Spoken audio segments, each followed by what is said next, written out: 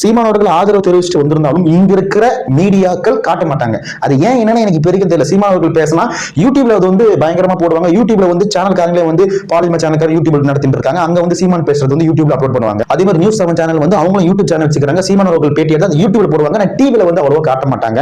எல்லாருமே அப்படின்னா அதாவது சீமான் அவர்கள் பேச்சுல வந்து யூடியூப்ல அப்லோட் பண்ணுவாங்க தவிர டிவில போய் சேர்க்க மாட்டாங்க. அது என்ன அரசியல்னா எனக்கு தெரியலங்க. ஆனா ஜஸ்ட் இமேஜினேஷன், அங்க மக்களை பார்க்க விஜய் அவர்கள் வந்தா என்ன நடக்கும்?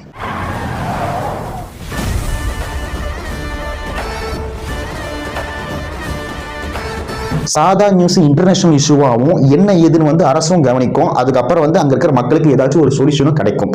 பட் அவர் இப்ப எங்க இருக்காருன்னா படப்பிடிப்புக்காக.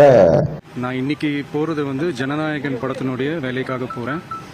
கொடைக்கானல் ஒரு ஷூட்காக போறேன். இப்போ இந்த நியூஸ் வந்து பாதி பேருக்கு தெரியும், பாதி பேருக்கு தெரியாது. இப்போ நானே இந்த விஷயத்தை எடுத்து வந்து யூடியூப்ல போட்டா பாதி பேருக்கு பார்ப்பாங்க, பாதி பேர் பார்க்க மாட்டாங்க. ஆனா இதை பத்தி யாரும் பேசலாம். நம்ம எதை பத்தி நம்ம பேசுறோம்?